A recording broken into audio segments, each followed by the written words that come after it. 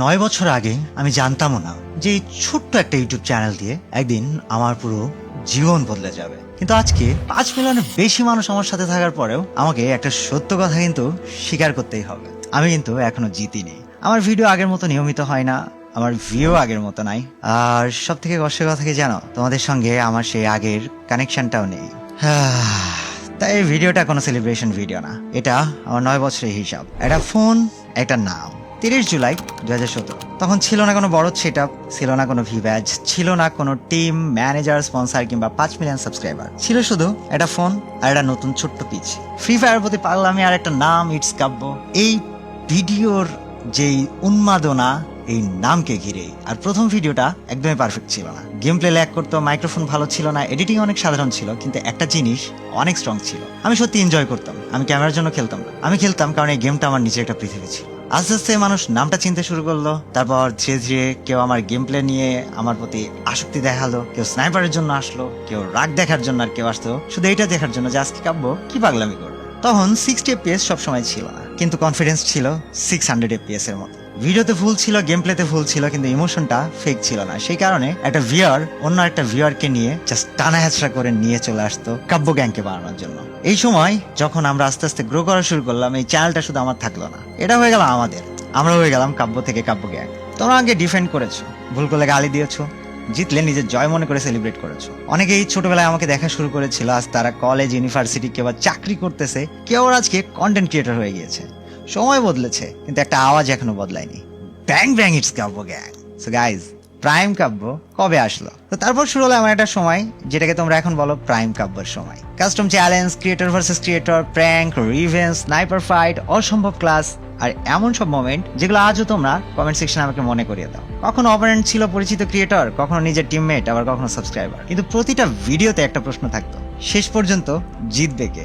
সেই টেনশন, সেই হাসি, সেই কেমিস্ট্রি। আর এগুলো কিন্তু শুধু গেম প্লে ছিল না, আমরা যেহেতু কোনোদিন গেম প্লে স্ক্রিপ্টেড করি নাই, একেবারে স্মৃতিময় একটা সময় ছিল এগুলো। সাফল্যের কিন্তু একটা মূল্য আছে। কিছু মানুষ সাধারণত জয়টাই দেখে, শুধু রাত জেগে ভিডিও বানানো দেখে না, প্রেশার দেখে না, প্রতিদিন আগের ভিডিওকে বিট করার ভয়টাকে দেখে না। সময়ের সঙ্গে মানুষ বদলেছে, টিম বদলেছে, রিলেশনশিপ বদলেছে, আমিও বদলেছি। কিছু ডিসিশন ভুল ছিল, আবার কিছু ডিসিশন ঠিকও ছিল।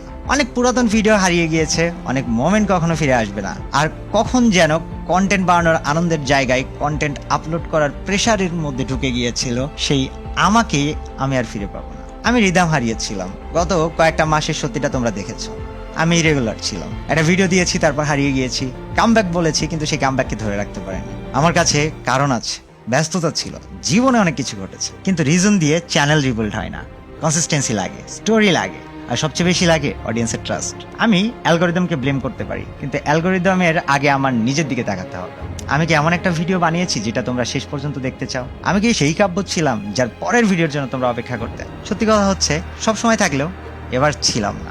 গল্পটা কিন্তু তারপরও থেমে যায়নি। তারপর আল্লাহর রহমতে আমি বেঁচে থাকি, আমি থেমে থাকিনি। একটা সময় যে ছেলেটা ল্যাগের মধ্যে গেম প্লে করতো, তার গল্প ফ্রি ফায়ার নিজে বলেছে, ফ্রম ল্যাগ টু লেগাসি। বাংলাদেশের হয়ে বাইরে যাওয়া, এশিয়ার মঞ্চে দাঁড়ানো, নিজের দেশের মানুষকে বিদেশের বাস শেষ করতে দেখা, এই মুহূর্তগুলো আমাকে মনে করে দিয়েছে ইটস কাব্য শুধু একটা ইউটিউব চ্যানেল না, এটা 9 বছরের পরিশ্রম, এটা আমার পরিবার, আর এটা কাব্য গ্যাংয়ের ইতিহাস। আর ইতিহাসের সবচেয়ে খারাপ চ্যাপ্টারের, পুরোনো গল্পের এন্ডিংটা এভাবে হতে পারে না। ওল্ড কাব্য কি তাহলে শেষ? অনেকে আমাকে জিজ্ঞেস করে ওল্ড কাব্য কোথায়, প্রাইম কাব্য কি আর ফিরবে না? আমার উত্তরটা হচ্ছে, ওল্ড কাব্য হারিয়ে যায়নি, সে শুধু অনেকটা নয়েজের নিচে চাপা পড়ে গিয়েছিল, কিন্তু শেষে সিনেমাটিক মিউজিক দিয়ে পুরোনো ক্লিপ দেখিয়ে আর কিং ইজ ব্যাক লিখে সে ফিরবে না। ফিরতে হলে প্রুফ লাগবে, ভিডিওর পর ভিডিও, দিনের পর দিন, কথার বদলে কাজ। কিন্তু একটা কথা মনে রেখো, ইটস কাব্যর প্রাইম, ওল্ড, সেরা এই সময় বলে কিছু নাই। মরার আগ পর্যন্ত ইটস কাব্য আনলিমিটেড ভাবে, লিমিটলেসলি ইভলভ করবে, এবং প্রত্যেকটা কাব্য আগের কাব্যকে বিট করে আগের কাব্য থেকে সেরা কাব্য হয়ে ফিরবে। এটা তোমাদের কাছে আমার প্রমিস থাকলো। আজকে কামব্যাক কন্ট্যাক্ট করি তোমাদের সাথে। চল, আজকে পুরো 9 বছর পর আমি তোমাদের সামনে 3টা প্রতিশ্রুতি দেব। প্রথমত, শুধু আপলোড করার জন্য আর ভিডিও আপলোড করবো না, প্রতিটা ভিডিওতে একটা স্টোরি থাকবে, একটা রিজন থাকবে। দ্বিতীয়ত, অ্যালগোরিদমের আগে অডিয়েন্স, মানে অ্যালগোরিদমের কোনটাতে ভিউ পাচ্ছি আর পাচ্ছি না সেটা আর দেখবো না, অডিয়েন্স কোনটা চাচ্ছে সেটা দেখবো। টাইটেল যত বড়ই হোক, থাম্বনেইল যত ডেঞ্জারাসই হোক, ভিডিও কিন্তু সেই প্রমিস ফুলফিল করবে, কথাটা মাথায় রেখো। আর 3 নম্বর, আমি আর প্রতিবার কামব্যাক বলবো না, আমি কামব্যাক দেখাবো। প্রতিটি ভিডিওর শুরু থেকে শেষ হবে একটা পরীক্ষা। 2026 সালের কাব্য কি এখন 2017 সালের সেই হাঙ্গার নিয়ে খেলতে পারবে? ওল্ড পিক, ওল্ড চ্যালেঞ্জেস, নন ক্রিয়েটর্স, কাব্য গ্যাং সবকিছুই ফিরবে, কিন্তু পুরাতন জিনিস কপি করে নাই, আরো বড় স্টোরি নিয়ে, আরো ভালো এডিটিং নিয়ে, আর সত্যিকারের ইটস কাব্যকে নিয়ে। সো গাইজ, আমি তোমাদের কাছে আর চান্স চাচ্ছি না, আমি সেই চান্সটাকে এবার আর্ন করব। এই ভিডিওর কমেন্টে শুধু একটা বছর লেখা থাকবে, মানে কোন বছরে তুমি প্রথম ইটস কাব্যকে দেখেছিলে, 17 সালে না 18-তে না 19-এ না 20-এ, নাকি যে কোনো মাঝখানের বছরে, কোন বছর থেকে ইটস কাব্য তোমার চোখের সামনে হাজির হয়েছিল সেটা কমেন্টে তুমি আজকে জানাবা। আমি দেখতে চাই 9 বছরের এই জার্নিতে কারা এখন আমার সঙ্গে আছে। 9 বছর শেষ হয়ে গিয়েছে, কিন্তু গল্প শেষ না, আমাদের সেকেন্ড ইনিংসটা আজ থেকে শুরু হইলো। আর আমি জাস্ট একটা কথাই বলবো, মনে রেখো, আম কাব্য, BD 71 কাব্য कहते हैं मुझे यार, नाम तो सुना ही होगा। So bang bang it's Kavya gang, and দেখা হচ্ছে আজকে থেকে নিয়মিত। আর যদি দেখা না হয় তাহলে আর কি করার, আমার বাড়িতে এসে আমার পিটাই দিয়ে যায়, কারণ এই চ্যানেলটা যেহেতু শুধু আমার না তোমাদেরও, সেই চ্যানেল যেন নিয়মিত থাকে এটার জন্য আমার যেমন দায়িত্ব আছে, তোমাদের কাছেও জব দিয়ে আমাকে করতে হবে। বিকজ তোমরা সাবস্ক্রাইব করেছো, তোমরা কমেন্ট করেছো, তোমরা লাইক দিয়েছো, তোমরা শেয়ার করেছো, তোমাদের পরিশ্রম একটা দাম আছে না? So, আমি আমার পরিশ্রমকে ভুলে গেলেও তোমাদের পরিশ্রমকে যদি অবমূল্যায়ন করি তাহলে পিরানি দেওয়ার তো অধিকার তোমাদের থাকবে।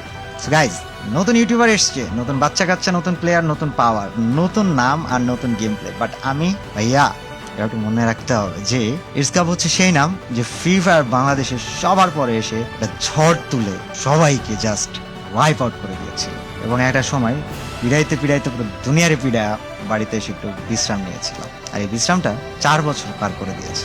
আরেকবার ইটস কাপ যখন তোমাদেরকে প্রমিস করতেছে, এবার যদি প্রমিস না রাখি নিজের পিড়া দুনিয়া পার করে। গাইজ, যারা সাবস্ক্রাইব করনি সাবস্ক্রাইব করো, আর নতুন নতুন কিছু বলা পায় যারা ইটস কাপড়ে দেখেই নাই, চিনেই না, জানেই না কাব্য কি, ওরা কমেন্ট অনেক চিল্লায়, ওদেরকে একটু মনে করাই দিও তোমরা কমেন্ট। কাব্য গ্যাং থাকছে, আই লাভ ইউ, দেখা হবে এখন থেকে নিয়মিত। আগুন যদি না ধরা দিছি বেড়া, আমি কাঁপবো না। Let's go.